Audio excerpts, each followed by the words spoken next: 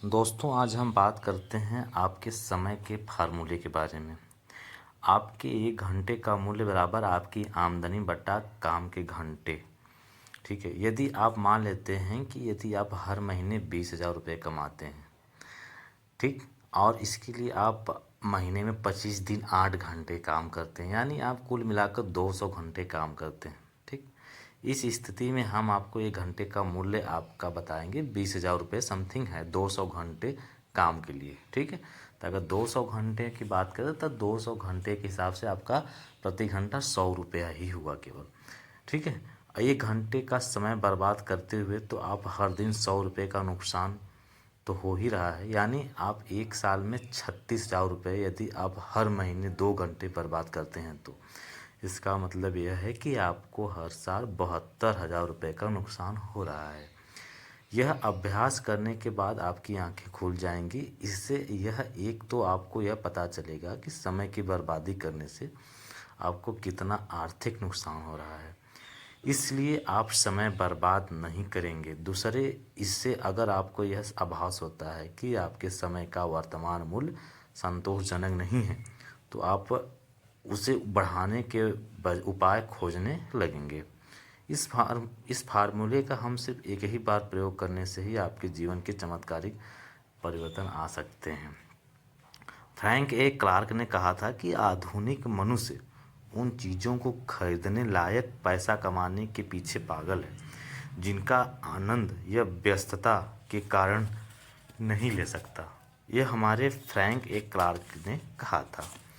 उपयोग को लेकर अगर हम बात करें तो उपयोग को लेकर आपको यह सतर्क रहना पड़ेगा कि आप समय बर्बाद करना छोड़ दें।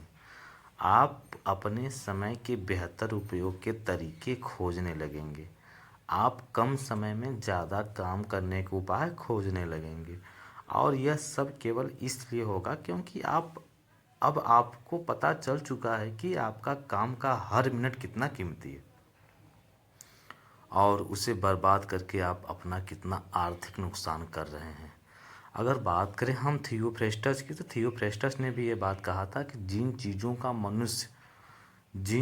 को मनुष्य खर्चा कर सकता है उनमें उसका समय कितना मूल्यवान है।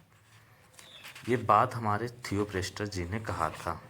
ठीक है। और यदि बात करें हम सैमुअल लिविंसन की, तो सैमुअल लिविंसन ने भी ये बात कहा था कि घड़ी को न देखते रहें, वही करें जो यह करती है, चलते रहें।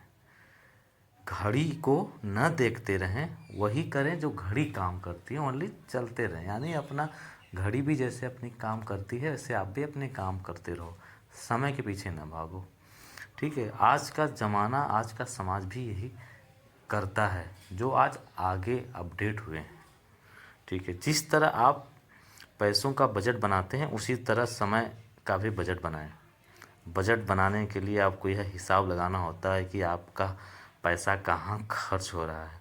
समय के मामले में भी यह नीति अपनाएं कि एक डायरी लें और 1 सप्ताह का एक रिकॉर्ड रखें कि आप किस काम में कितना समय खर्च कर रहे हैं। ड्राइवरों की भाषा में इससे लॉग बुक भी कह सकते हैं, जिसमें वह लिखते हैं कि गाड़ी कितने किलोमीटर चली और कहाँ तक चली। समय की अपनी लॉग बुक में आप अपना एक बारीक हिसाब लिखें या रखें, आपको उतना ही ज़्यादा फ़ायदा होगा।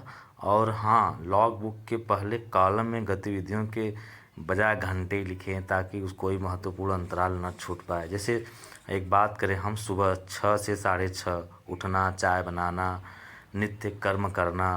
फिर सुबह अगर 6:30 से 7 की बातें करें तो पड़ोसी से बातचीत करना, अखबार पढ़ना।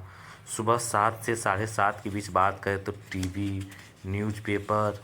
ठीक। और 7 से 7:30 की अगर बातें करें या 7:30 से अगर 8 की बातें करें तो नहाना, पूजा पाठ करना। वही बात अगर हम 8 से 9 की करें तो नाश्ता, तैयार होना। सुबह 9 से शाम 6 बजे की बात करें तो ऑफिस जाना। शाम 6 से 7 बजे की बात करें तो आराम करना, टीवी देखना। और वही 7 से 9 बजे के बाद दोस्तों की पार्टी, कार्यक्रम या समारोह में जाना। रात 9 से 10 बजे की बात करें तो टीवी देखना। रात 10 सुबह 6 बजे तक सोना। दिन भर ये मोबाइल में फ़ोन पर बातचीत 45 मिनट का समय निकाल सकते हो। इससे ज़्यादा आपको मोबाइल पर समय देने की आवश्यकता नहीं है। अदरवाइज़ आप बहुत ज़्यादा परिस्थितियों में, मानसिक तनाव में, डिप्रेशन में, ऐसी आप समस्याओं का सामना करेंगे। आप अगर चाहें तो लॉग बुक बनाने का काम कंप्यूटर में एक्सेल शीट पर भी कर सकते हैं, अन्य सॉफ्टवेयर पे भी कर सकते हैं। इसमें एक सप्ताह तक अपने हर घंटे का संक्षिप्त वर्णन भी लिख सकते हैं। गारंटी है कि इससे अगर आप अपने आंखें खुल जाएंगी, इससे आपको पता चल जाएगा कि आपका समय गतिविधियों या कामों में लग रहा है। मोबाइल फ़ोन पर आपने कितनी देर बात की, उसके लिए रात को आपने मोबाइल का कॉल रजिस्टर देखकर अभी दर्ज कर लें। इंटरनेट पर अपना कितना समय दिया, यह भी कंप्यूटर की घड़ी देखकर दर्ज कर लें। एक समय बाद रविवार को बैठकर इस पर पूरे रिकॉर्ड को अच्छी तरह से आप विश्लेषण करें, ताकि आपको यह पता चल जाए कि आप अपना कितना समय इंटरनेट, मोबाइल फ़ोन, टीवी या सामाजिक मेल मिलाप पर खर्च कर रहे हैं। देखिए इंसान, अगर हम बात करें हेनरी फोर्ड के, तो हेनरी फोर्ड ने भी वही कहा था कि सिर्फ वही इतिहास मूल्यवान है जो हम आज बनाते हैं। ठीक है, इतिहास जैसे लोग बोलते हैं ना कि बीती हुई कल को इतिहास कहते हैं, बट बीता हुआ कल वही होता है जो आज हम बनाते हैं, वही कल बीता हुआ कल होगा हमारे लिए। ठीक है, आगे हम अगर बात करें तो इंसान मूलतः आलसी होता है, इसलिए आपके मन में भी इस अभ्यास से बचने का प्रलोभन जागृत हो सकता है। आप यह सोच सकते हैं कि लॉग बुक रखने की क्या ज़रूरत है। आप यह भी सोच सकते हैं कि आपको अच्छी तरह मालूम है कि आपका समय कहाँ जा रहा है, लेकिन ऐसा हरगिज़ न करें। लॉग बुक को वह महत्वपूर्ण बुनियाद समझें जिसकी नींव पर समय प्रबंधन का महल खड़ा है। इसलिए खुद को अनुशासित